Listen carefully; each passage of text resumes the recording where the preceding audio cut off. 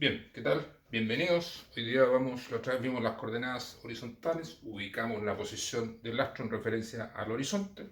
Hoy día vamos a ver las coordenadas ecuatoriales y vamos a ubicar la posición del astro en referencia al ecuador.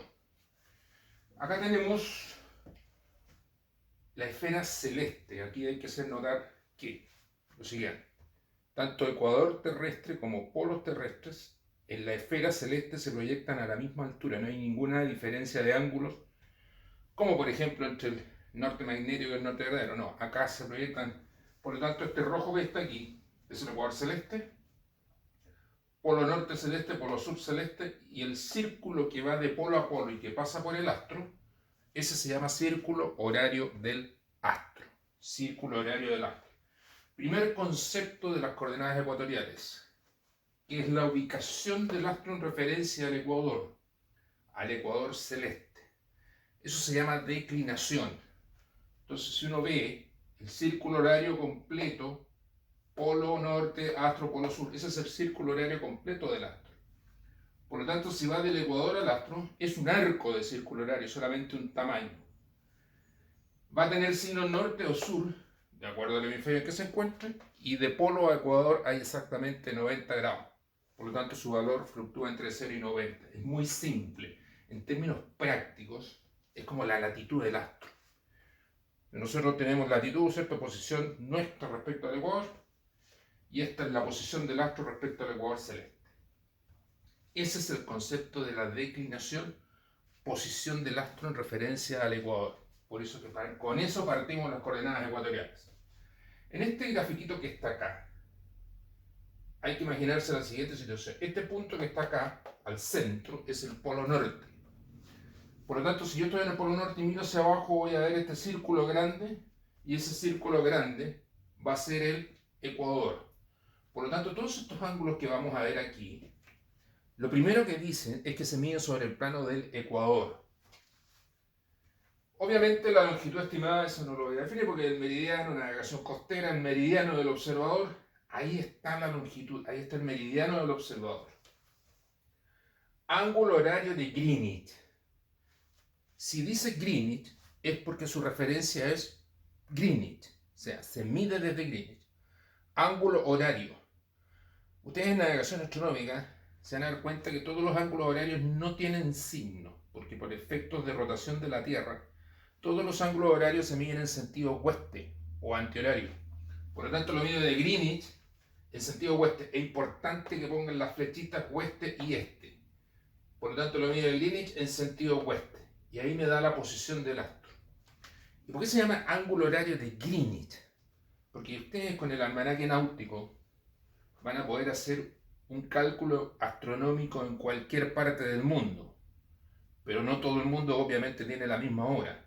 Entonces, para entrar a trabajar al almanaque náutico, a la tabla del almanaque náutico, se necesita una hora común y universal.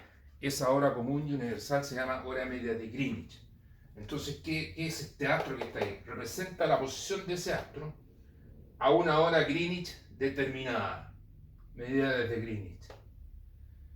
Tenemos longitud, tenemos el ángulo horario de Greenwich y anteriormente habíamos visto la declinación. Ahora vamos a ver el ángulo al polo. El ángulo al polo también se mide sobre el plano del ecuador, pero se mide desde el meridiano. Obviamente se forma en el polo, porque aquí este centro que está aquí dije que era el polo norte, y este círculo completo es el ecuador. Por lo tanto, ese ángulo se forma en el polo. ¿Y cómo se va a formar en el polo? Se va a formar con el meridiano del observador, o sea, donde está usted, y se va a formar con la posición del astro, por el ángulo horario de Greenwich. Entonces, obviamente va a ir del meridiano al astro, porque usted que está en el meridiano mira al astro. Por lo tanto, se va por el camino más corto. Pero el ángulo del polo sí va a tener signo este o oeste. Por eso es importante que pongan las flechitas.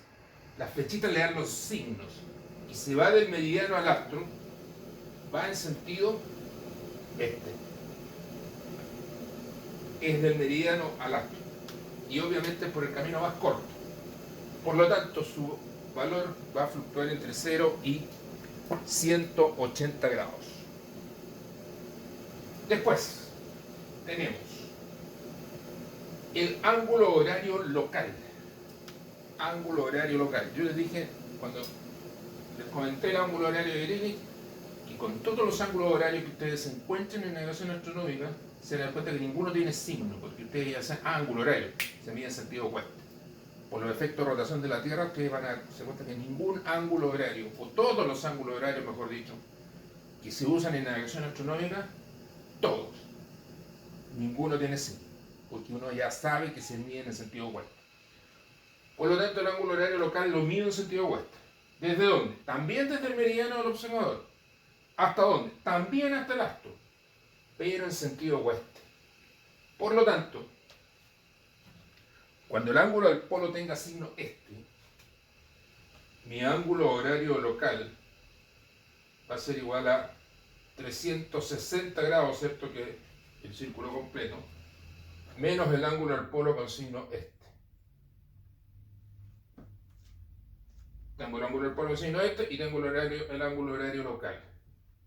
Que no es el camino más largo, uno dice, no es el camino más largo. Es simplemente porque se mide en sentido opuesto el ángulo horario local. Y el ángulo del polo es por el camino más corto. ¿Qué va a pasar cuando el ángulo del polo tenga signo opuesto?